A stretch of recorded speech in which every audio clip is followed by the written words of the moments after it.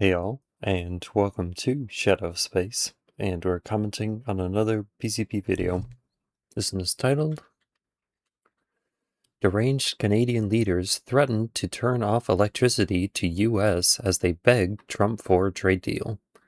This is uploaded August 26th. This is being recorded August 27th, and link is in the description. Before we begin, I would like to acknowledge that we are gathered today on the traditional and unceded territory of the Algonquin Anishinaabe people. We recognize and honor the enduring presence, cultures, and contributions of the Indigenous peoples, and we are grateful to be able to gather on this territory today.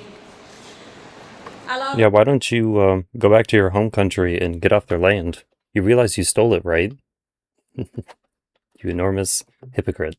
Aujourd'hui, nous sommes réunis pour faire le point sur la... Canada just hit back in the trade war with new retaliatory tariffs, and this feels like it's becoming a little bit of a trend here. So beginning September 8th, Canada is putting tariffs of 15 to 50% on about $20 billion worth of American goods. Think steel, dairy, appliances, farm equipment, electronics. 20 billion is not a ton in the grand scheme of things, but it definitely sends a message. And the reason why they're doing this is the US just put new 50% tariffs on roughly the same amount of Canadian goods. Canada's basically saying, yeah, it's somewhere, I guess when you're in the trillions, I guess 50 billion, 20 billion, it really isn't that much. You tax us, we tax you. So who gets here? What does this actually mean for Americans? Canada's retaliatory tariffs, they're a bigger problem for American businesses, right? Canadian companies are buying US products and now they may have to pay more. So what that means is fewer orders potentially for American farmers and manufacturers, or pressure on them to cut prices. For American consumers, the bigger concern is the tariffs that we are putting on Canadian products, right? Those costs can work their way through businesses and eventually find their way into the prices that Americans pay. Here's where it gets a little more interesting though. So the US and Canada are also in the middle of reviewing the USMCA. That's a trade agreement between the US, Mexico, and Canada. And the White House chose not to simply extend that deal this summer. So these tariffs could also be about leverage, turn up the economic pressure now to get better terms at the negotiating table later. But that's a dangerous game when these two countries do over $850 billion in trade every year. So my read, the risk isn't just another round of tariffs. It's that a relationship built around making and selling goods together starts becoming a lot more expensive and a lot less predictable. Boy. So we got to talk about the potential trade war that seems to be breaking out between the United States and Canada, okay? Because the Canadians have elections coming up, and Trump derangement seems to be the number one way in order to get a failing administration across the line when it comes to maintaining their power and control within the Parliament of Canada. I think that's what's going on here, because it seems as if, despite the failure of liberal... It sounds like Canada has learned nothing from us invading Iran, and you can't just say, okay, United States, we're ready to come to a deal, so negotiate with us, and then think that things are just going to go your way. It doesn't work that way. The Canadians are all united behind hating Trump, right? And they're actively boycotting products from the United States of America, again, because of their Trump derangement. Amid the trade war, the federal government is urging people to continue buying... The Canadian oligarchy, honestly. There are some people who were probably sympathetic to America and the American side of this issue who aren't being represented in their government because reasons. They aren't on the right side of history or something. The sentiment certainly still strong, which is why some shoppers in Kemptville were surprised and upset to see American wine on shelves at a local grocery store. CTV's Dylan Dyson was in Kemptville and brings us more on this tonight. Dylan.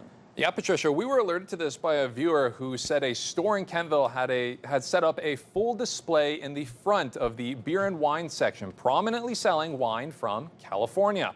I saw the wine on display this morning, and within hours of contacting Loblaw, the dusty U.S. bottles were pulled from the shelves once again.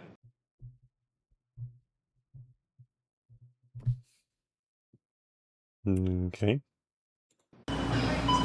American wine temporarily back on store shelves in Kemptville, Ontario. And I don't know why they would do it. At the Johnson's Your Independent Grocer on Tuesday, bottles of red and white CK Montreal. Because they have it.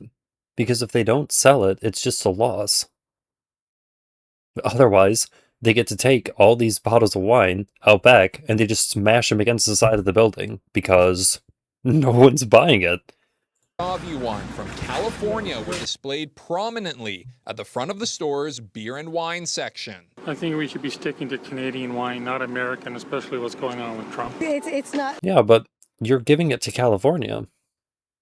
It's California wine. You realize that they're trying to fight homelessness, right? You supporting California businesses are supporting California homeless people. You're really just hurting homeless people. I don't know what to tell you. My choice that they would do that, but I choose not to purchase anything. It's unclear how long the products had been on the shelves for. A viewer said they first noticed the wine for sale on Sunday. The bottle is still on display Tuesday morning. But when CTV News reached out to Loblaw, the parent company of the Your Independent Grocer chain, it said the wine was put on the shelves without the approval of the store owner. And once identified, it was removed immediately. It bothers me they don't sell it at the liquor store. We're trying to, I don't boycott the States, but I'm not trying to buy anything from the States purposely. But it bothers me. I wouldn't buy it. Ontario implemented a province-wide ban. So you are boycotting. Okay. Ban on U.S. booze back in March 2025, with no American alcohol available for sale by the LCBO to retail or wholesale customers. Responding to the appearance of the American wine, the Office of Ontario's Finance Minister saying, "We have been clear. U.S. alcohol will remain off shelves. We expect all retailers, including this grocer, to follow the rules." The incident reigniting shoppers' patriotism amid trade tensions with Donald Trump and the United States. I have my app with the little beaver on it to buy Canadian, and I check everything now before I buy it. So everything that I can buy Canadian, I do. Yeah, so as I stated before in the past, it seems as if our so-called friends, allies, and the Democrats believe that what it means to be an ally So people who call themselves our friends and allies. Got it. or friend of the United States is being able to take advantage of our generosity, right? To be able to take advantage of our market, our economy, while at the same time not reciprocating that special access, those special privileges that they get when it comes to trading with us, right? Mainly that our so-called allies and friends, they reap a vast majority of the benefit when it comes to trade relations with us, okay? And I'm gonna give you guys an example of exactly what I'm talking about, in which the Canadians feel like their heritage and their culture is under attack from Trump, because apparently we have said, we don't really like the fact that you are requiring English and French on product labels, and they also require streaming platforms to essentially market to Canadians, including indigenous Canadians as well too, with English and French, right? So essentially they have put language barriers in place when it comes to importing products, right? Product labels, and also when it comes to streaming services, right? Basically, again, requiring streaming services to create content that is tailored towards Canadian audiences, which the United States has seen as a trade barrier. So apparently in these negotiations, we asked them to be a little bit lax on that. Hey, maybe just maybe we shouldn't have this, two language requirement when it comes to importing products into your country, and when it comes to streaming platforms as well too. Maybe, you can loosen up on that. And apparently, again, the Canadians feel like this is an attack on their culture and their values and their language. What do you make of President Trump's comments that the Prime Minister was fabricating the issue around the protection of the French language, and how he says that he loves French Canadian people? Répondre en français aussi. We all love French Canadian people.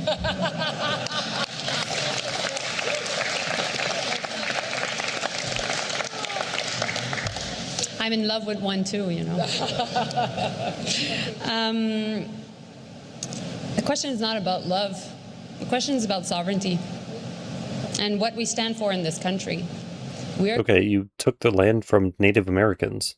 French people stole the land from Native Americans. I don't know what you're talking about sovereignty when you all make the argument that you shouldn't even be there because you're on stolen land. I never get it.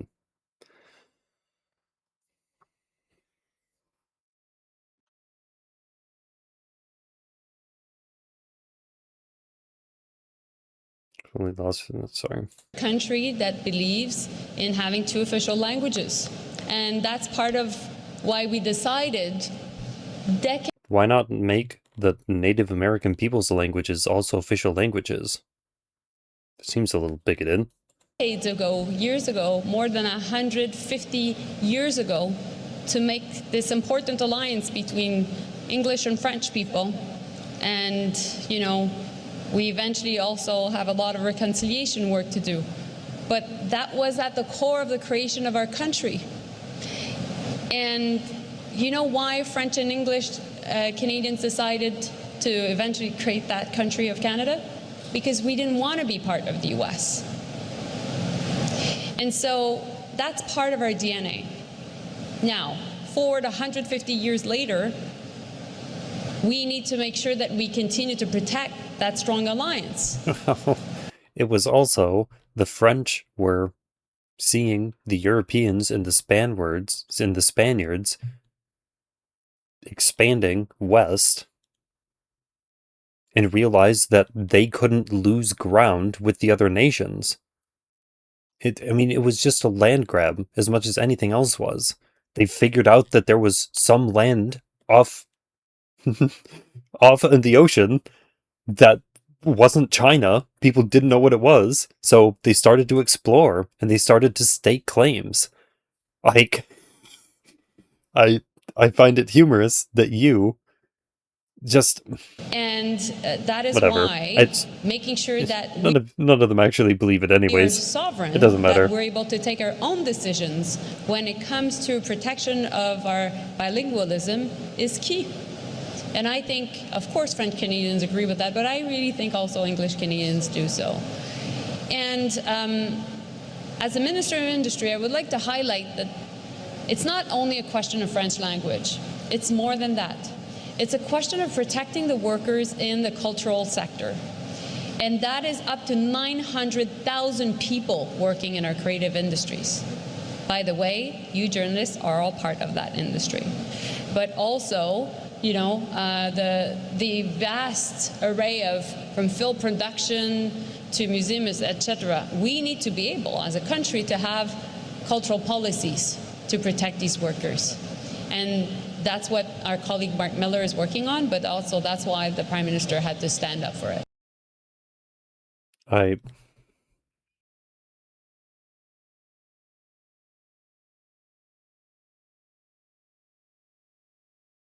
I don't. Yeah, so again, apparently it is totally fine, it's totally okay for Canadians to look out for their workers with tariffs, okay, trade barriers. It's totally fine, it's totally justified. But when we do that, we say, hey, you know what, maybe it's time that we look out for our workers, right? Oh, well, see, you just hate Canada, right? You must hate Canadians, right? You're not a good ally. You're not a good friend. Huh. Fascinating. Again, the Canadians are so upset with the president for asking for fair trade that they've said, you know what, we're going to put up more trade barriers. We're going to do retaliatory tariffs. And also on top of that, we're going to spend billions of dollars subsidizing companies in order to stick it to the United States of America. My job in the context of this crisis is to present the support measures for industries affected by these tariffs.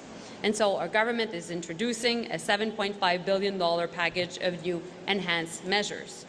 So this package includes a lot of support through different agencies.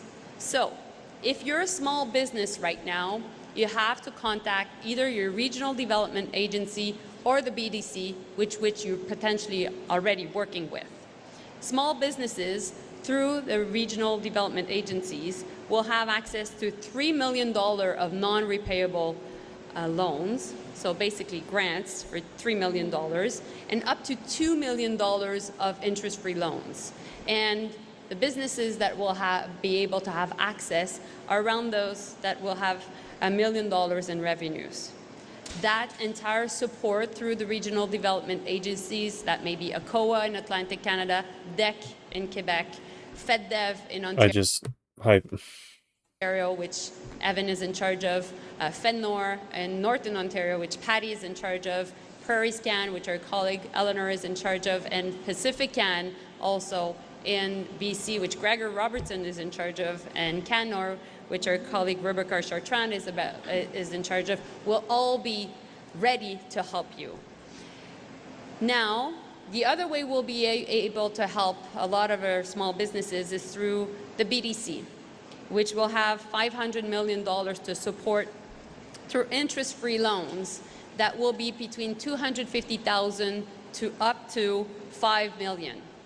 And there will be no repayment, no capital actually to pay back to the BDC for the next 36 months.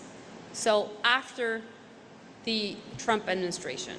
Now, don't let the Canadians fool you. They are desperate for a deal, right? They are mad because Trump didn't agree to the deal, right? Because they did not want to make concessions that, again, in my opinion, they would justify them getting preferential access to our markets, right? If you want preferential access to our markets, then you need to give us some preferential treatment, right? The Canadians clearly don't want to do that, but they desperately want this deal because their economy is not doing great right now. In the economic approach of Canada, I know course you're it's familiar with GDP. Personal GDP actually is falling most years in Canada. The OECD projects. I mean, they aren't completely socialist, but they're moving towards it. Maybe they aren't. I guess I'm not surprised. That Canada, out of 38 OECD members, will rank 38, dead last in GDP per capita growth through 2060. And I'm trying to figure out why. I looked to see, and I do find one thing. It says here, tax and regulatory competitiveness. There's a gap even with the U.S. where we think permitting, and we've got all these problems down here. How bad is it in Canada? And what changes do you think need to be made at this point? I don't think you're really negotiating from a strong position based on these things. Well, that is where I might respectfully disagree. Everyone's dropping things today. Agree with you. I think good to know. If Canada is the top export destination for 26 U.S. states, we sell oil and gas and potash essential to the U.S. manufacturing economy, huge value added in the United States. So we can find compelling examples where trade done properly benefits both countries. But I certainly take your question in terms of the regulatory burden, in terms of tax competitiveness. Those are issues that Prime Minister Carney ran on in the election last year. He got a mandate to be able to ensure that federal permitting, for example... Because, you sit here and talk about how difficult it is to start a business. Okay, the more of these hoops that you force small business owners to have to jump through, the more expensive it becomes. The more expensive it becomes, the higher that barrier to entry becomes. It gets more expensive. Fewer people can afford it. You start to have this disparity between people who are stuck in labor, who want to own a business but can't because it's too expensive,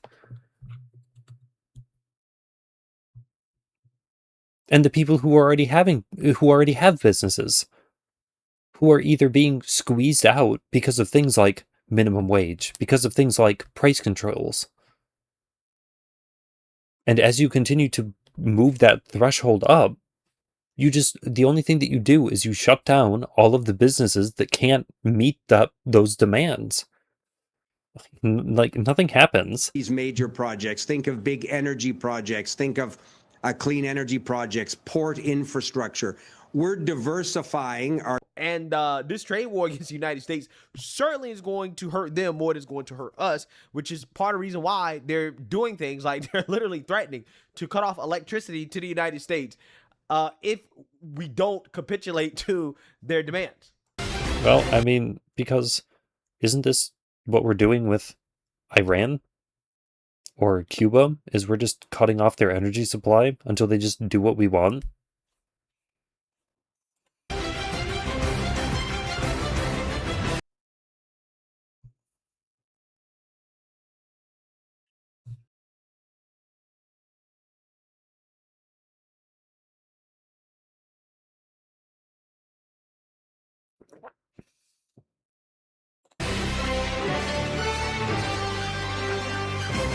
Oh my We start goodness. this afternoon with Canada fighting back, vowing to match the U.S. dollar for dollar as this trade feud escalates. Starting 2 weeks from today, top Canadian officials say 15 to 50% tariffs will take effect on more than 700 American goods. Meantime, President Trump is suggesting that he's toying with the idea of renaming Lake Ontario Lake America over this clash. Also writing on social media, quote, "I deal with many countries, and Canada is easily the most difficult and unreasonable," blasting Canada's Prime Minister as weak and ineffective. I'm joined now by the Mayor of Brampton, Ontario, Patrick Brown. Mayor, thank you so much for being with us. First, I just want to get your reaction to that statement from President Trump, the most difficult and unreasonable nation to deal with. Yeah. It's a bit surreal. You know, Canada considers America our closest neighbor, friend, ally. We fought world wars together. We faced adversity together. And so we're in uncharted territory where we're seeing this U.S. economic aggression when we've, throughout our history, only have seen a close partnership. We saw a response yesterday from the Premier of Ontario, Doug Ford, telling President Trump to kiss his ass. And then today, a few hours ago, he was on CNN saying that he wants to make a deal. How do you feel about the way that the Premier, that your... See, I think this is a little duplicitous. When the PM of Canada tells Trump to kiss his ass, you sit here and chuckle. You laugh at that. But when Trump says something dumb and unhinged, I'm supposed to be shocked and outraged. Like, no. Premier that's all this is. Has handled this conversation and this public escalation of rhetoric. Well, first of all, I think the name calling started in the White House. I think a lot of Canadians are hurt by it. You know, Donald Trump has challenged our sovereignty, our independence that we are fiercely proud of. And so, of course, we want to have a deal. You know, we built frankly, an economic partnership over the last 120 years that is the envy of the world. And so to have this single moment in time where the president is trying to blow it up in a way that will hurt Americans and hurt Canadians is the last thing we want. This is not a trade war that Canadians have chosen. So I mentioned a moment ago the 700 U.S. goods. But it's Canadians that supposedly had these last-minute demands that weren't met by the U.S., and so you decided to pull out of the negotiations. You are literally the people who walked away from the deal, but now you're saying that it isn't your fault that the negotiations stopped. Okay. That Canada is going to be targeting with these tariffs in 2 weeks. I wonder if you agree with Premier Ford that Canada should cut off electricity exports to the U.S. if this feud escalates. Well, I would say I think every tool in this trade war needs to be on the table with the goal of getting a deal. You know, we've had the closest economic partnership of any two countries in the world with the U.S. In many cases, we have families living on either side of the border. So these are friends and family. No one wants this trade war. No one wants to have to use tools. Canada, we're going to buy Canadian right, apples. but proactively cutting off electricity going into the United States, you would support that move as a measure to get the U.S. to the negotiating table. Well, I think whatever our premier needs to do, we cannot continue this way. Oh, so okay. Because our economy is quite integrated. If you think about the cars, how they've been. Yeah, so you see that, you heard that. Clearly, obviously, Canada desperately wants a deal, right? They just don't want a deal where they're going to have to, you know, be fair trading partners, right? They don't want that. Because again, the basis of our relationships with the rest of the world is that they get to take advantage of us. We don't get any real special benefits for them. And that's what they believe is a fair relationship with the United States. Again, I'm just saying, one of the issues that they're upset with is the fact that we asked them, hey, we don't want to have to export products that have French language on them to Canada. You guys speak English and French. You're bilingual, right? A vast majority of your citizenry, you speak English. So it's unnecessary for us to have to capitulate to these crazy demands. And they're like, no, we want to require you to do that because we have to protect our culture, right? Again, it's stuff like that, right? It's They need to protect colonialism. They need to protect the fact that the French came in there and stole the land from the Native Americans. They have to protect that, obviously. Once Duh. you look into it, you realize just how silly this stuff is. But again, that's the basis of what these people think is friendship with us, right? Being able to make these crazy requirements that we have to capitulate to, right? But they don't have to capitulate to any of our demands. So best believe they definitely want a deal, okay? It's just that right now, the politics behind what is happening lines up in a way that they're trying to take advantage of due to I mean, it's weird because you listen to a lot of these people, and I don't get that impression. the fact that Mark Carney, he has elections that are coming up. Prime Minister Mark Carney has called 3 by-elections to be held this summer. On August 31st, voters in British Columbia, Ontario, and Quebec will head to the polls to elect new MPs, and those contests could have a significant impact on the makeup of the House of Commons.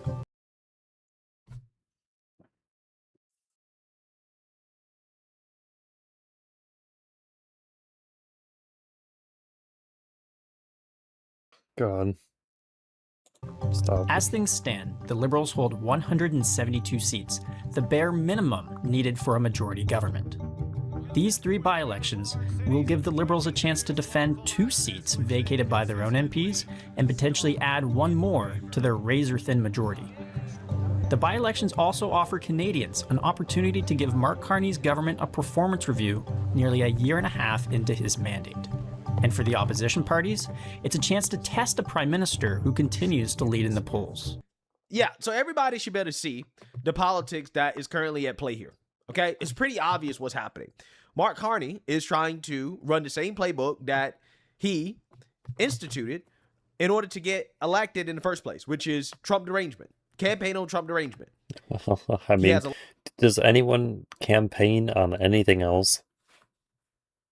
Elections that are coming up, and the Liberals are facing their first major kind of report card from the citizens, and now is a good time to get some of that Trump derangement going because we know that that is what Canadian voters respond to, right? That's the only reason that Mark Carney is currently prime minister is literally. But I guess my problem with that is that if conditions are bad, then you will eventually get to the point where Trump derangement won't be enough. They will continue to look at the hostile actions against the United States, and they won't look favorably on them. Look at what's happening right now with us in Iran, or us in Cuba. Our own citizenry is turning against us and what we're doing. If this starts to harm you too much, your own citizens will start to turn against you. You can only do this for so long before your citizens can't actually hold out anymore. Like you're at war. Because there are a lot of individuals in Canada. As inflaming as the language is, this is what war looks like. I don't know what to tell you. Right, they hate Trump. So they're using Trump derangement in order to rally going into these elections, playing with fire, right? Potentially collapsing the broader trade deal that we have with Canada, trying to win some short-term seats, right? That's what's happening here. Also, on top of that, they may be trying to interfere with the midterms as well, too, right? Clearly, they want Democrats to win, okay? But, here's the thing. Even Democrats can't promise with a straight face that they're not going to keep some of the tariffs that President Trump has placed on the Canadians if they were to take back power and control, which should tell you everything you need to know about what Democrats really feel about what President Trump is doing. If Democrats were to assume power in the White House, for example, don't be so sure that those tariffs will be reversed. Traditionally, Republicans were actually more pro-free trade than Democrats were. Obviously, that has reversed. Because the Democrats, right? The Democrats are the pro-tax party. So why would they remove taxes on goods that are coming into the country? That's more money for their welfare programs. Again, money that you are not spending on U.S. goods is people in storm drains who aren't getting their services because the money that they expect you to be paying into the system, they're not getting. Recent years. Can you assure Canadians who are watching this conversation If that you're going to sit here and talk about how integrated our economies are, then our social safety net is somewhat dependent on all of these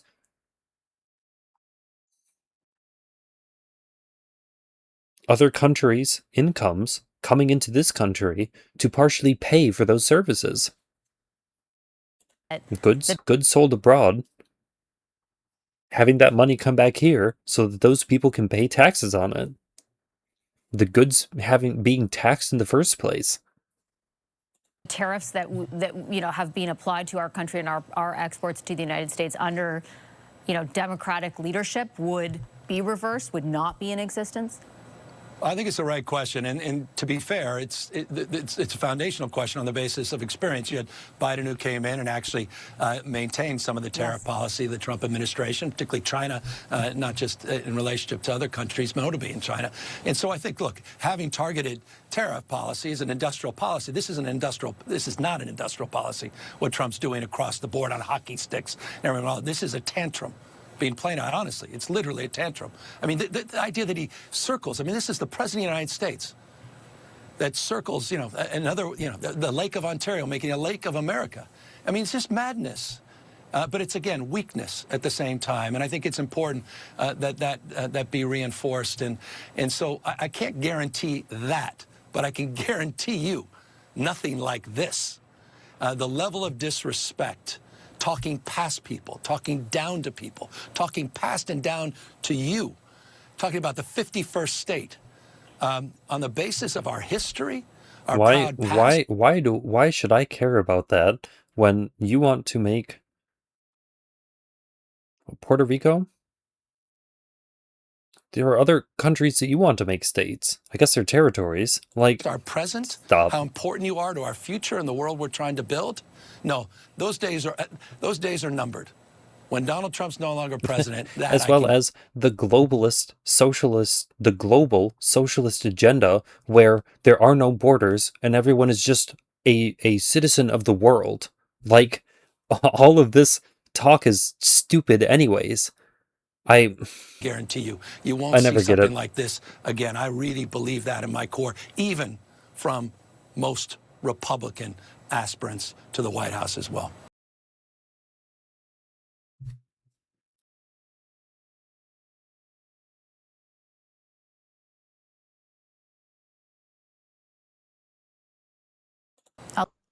But the unfortunate reality about modern politics is that because the Democrat Party and the mainstream liberal media are so treasonous, that actually weakens the United States, right? It weakens our leverage when it comes to trade. It weakens our leverage when it comes to wars, like, for example, what's happening in Iran, because basically we have a media and an opposition party that literally roots against America because Trump is president. See, but again, like, that doesn't matter because, again, if the Canadian people start to get too harmed by this, then they will eventually get to the point where they can't deal with it anymore either. Trump so much, they would rather see America fail than for Trump to win, right? And that's what's happening here. And this is why these countries are so comfortable trying to wait Trump out, right? That's what Canada is trying to do. Well, we're going to try to wait Trump out. Yeah. That's what I read. Like, I don't know what else they would be doing. They know what the Democrat agenda is, they know what the socialist agenda is, and they know that it is to undo most, if not all, of the things that the Trump administration and the Republicans have done over the past 4 years. Will be 4 years by the time he's getting out of office and someone new is getting in there. And they know that whoever that Democrat socialist is just going to capitulate to whatever they want them to do. No questions asked. It's a waiting game. All that they have to do is wait for Republicans to get out of power. All they have to do is wait for the Democrats to be the ones making the decisions, and everything will go back to normal. It's trying to do. Well, we're going to try to wait Trump out. That's what China's trying to do. Well, why do they feel comfortable doing that? Well, they feel comfortable doing that because they know that the Democrats are treasonous and that the mainstream liberal media, they're also treasonous as well too. They're going to try to put pressure on Trump. Yeah. And they also know that the presidency rotates every 4 years. They know that the position that has all this power and authority is on a clock. It's on a timer. It's only a matter of time before that seat gets given up to someone else. Again, it will then be incumbent upon that person to either continue the fight as it is now or change direction. I mean, ultimately, I guess, they don't even necessarily have to have a DSA get in there. They could easily have a Republican who isn't a MAGA, who doesn't toe the same line to the same degree that he did.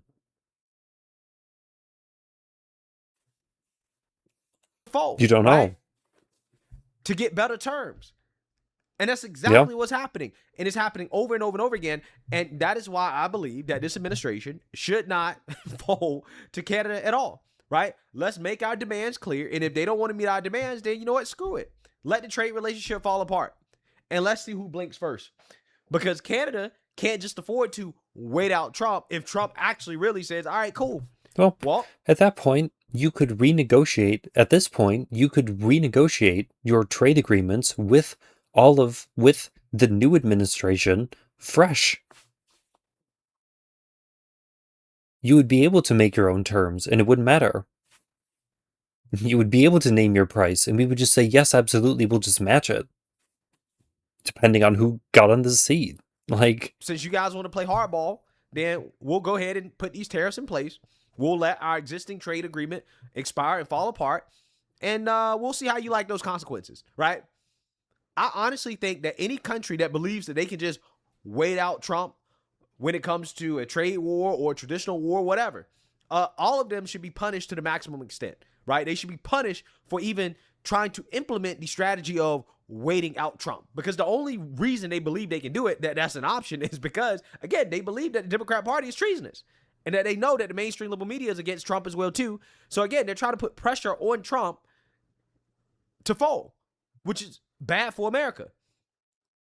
And that is the frustrating part about covering these stories, is that you realize that these countries are using the same strategy. And the only reason this strategy is even an option is because of how treasonous the liberal media is and how treasonous the Democrat Party is. Could you guys imagine how strong we would be as a country if the Democrat... I would argue that it's because we can't just go into these places and take them over. At that point, because all that does is it feeds into the narrative that Trump and the Republicans are just Nazis. This whole thing is just a power grab disguised as trade negotiations, and they knew it the whole time. So you can't just send in the military and kill all of the people in Iran and just take it for yourself. You would lose support of everyone at that point. So you can't use the most extreme option. At the same time, you already blew up their supreme leader once. You've supposedly blown up a majority of their military might. What else is there to do? They say that attacking things like power infrastructure is inhumane because that isn't just military infrastructure. What else can you actually do to put pressure on them to get them to the table to negotiate?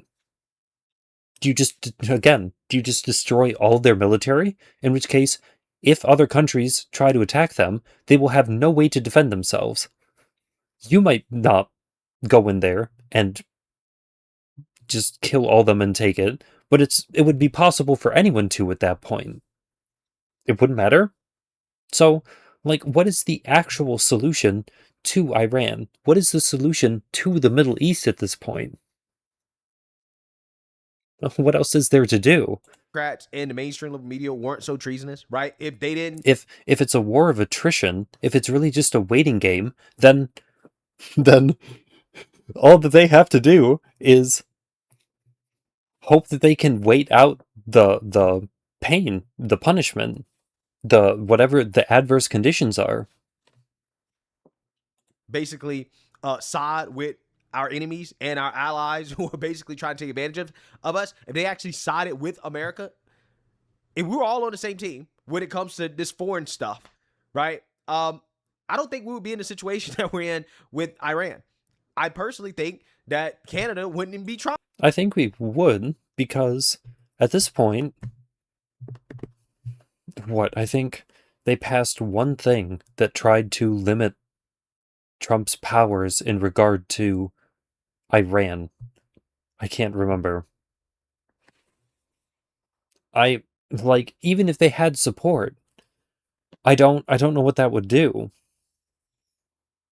I don't see how that would get the government to come to the table to negotiate a deal. I don't know how that would get them to see that they were defeated and just submit to our demands. I don't see that happening just because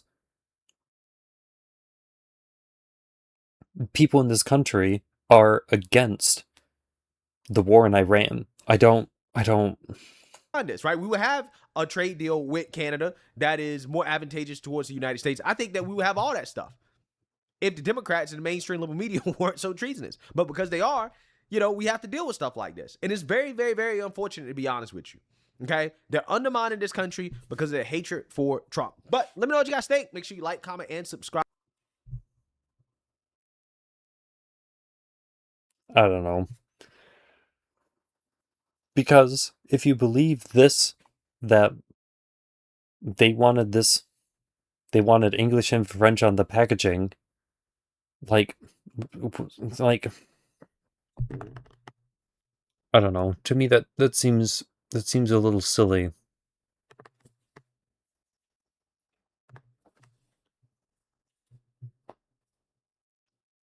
I mean, it's not like the product would be changing. The nutrition information, none of that would be different. You would literally just have to add it to whatever it was you were printing. I guess it would have to be different, but it wouldn't have to be, though. You could just have that be your stock labeling that just has English and French on it, and just have that be how your packaging looks, how you distribute your product. There's no rule that says that it only has to have English, and if you're going to have English and French, then there's no reason that you can't just have all the product, even if the people who are buying it don't speak French, to have English and French on it. I don't see how this is an issue. I don't see how this is a problem. I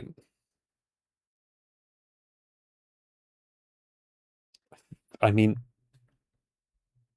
I don't know what the initial problem was that these trade negotiations happened, but I can't help but hope that the reason that they were negotiating this trade was for more important reasons than the language on the labeling of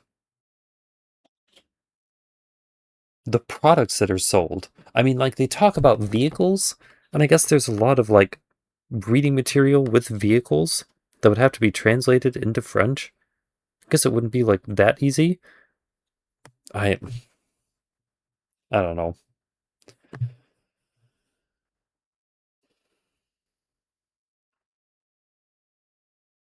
I don't know. It's somewhere just.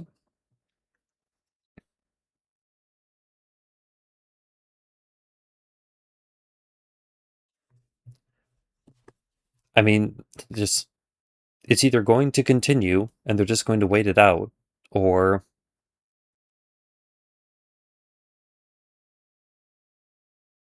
they're going to come to the table and we're going to be able to renegotiate some sort of deal. I have no idea. I have to wait and see.